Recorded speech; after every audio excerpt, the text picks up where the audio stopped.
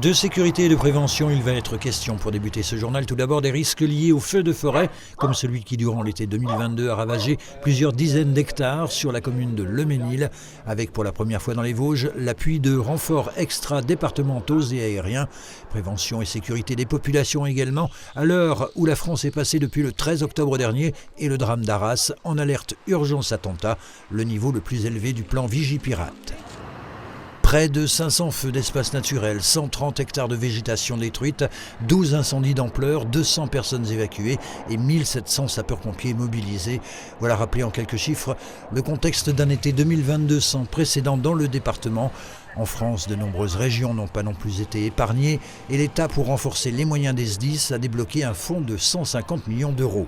Pour les Vosges, cette aide se porte à 763 000 euros, soit 56% de la dépense globale, pour acquérir des véhicules de lutte contre les feux de forêt qui s'ajouteront à la flotte déjà existante et au soutien financier déjà conséquent du département. Les capacités opérationnelles du SDIS vont être multipliées par 2, c'est-à-dire qu'à terme, à l'horizon 2026, ce sont pas loin de 30 véhicules que le SDIS des Vosges disposera pour lutter contre les feux de forêt.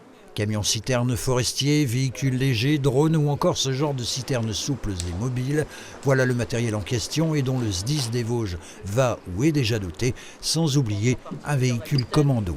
C'est un véhicule spécifique lié à la géographie de notre département qui va permettre d'aller chercher le feu lorsque celui-ci est en altitude, là où les engins traditionnels, comme vous avez derrière moi, ne peuvent pas accéder. Sans transition, depuis le 13 octobre dernier, l'assassinat du professeur de lettres Dominique Bernard à Arras, la France, on le sait, est passée en alerte urgence attentat avec son lot de mesures de sécurité mises en place dans les établissements scolaires et les lieux de culte.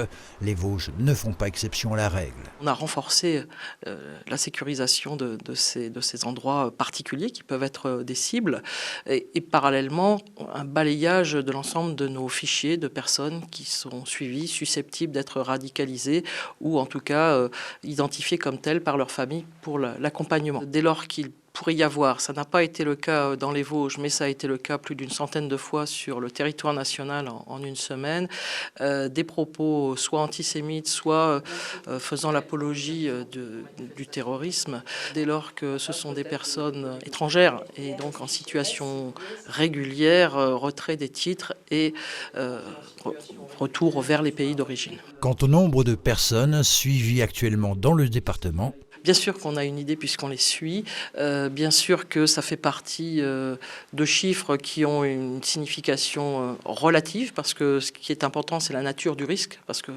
le vrai risque c'est ce risque de passage à l'acte et ces personnes suivies, elles ne sont pas toujours complètement installées, c'est-à-dire qu'elles peuvent changer de département, partir à l'étranger, revenir, donc ça fait partie d'éléments qui fluctuent aussi. Et donc pas de chiffres. on n'en saura pas davantage. Aucun risque d'annulation des différentes manifestations vosgiennes, culturelles, sportives et autres, n'est envisagé pour l'instant.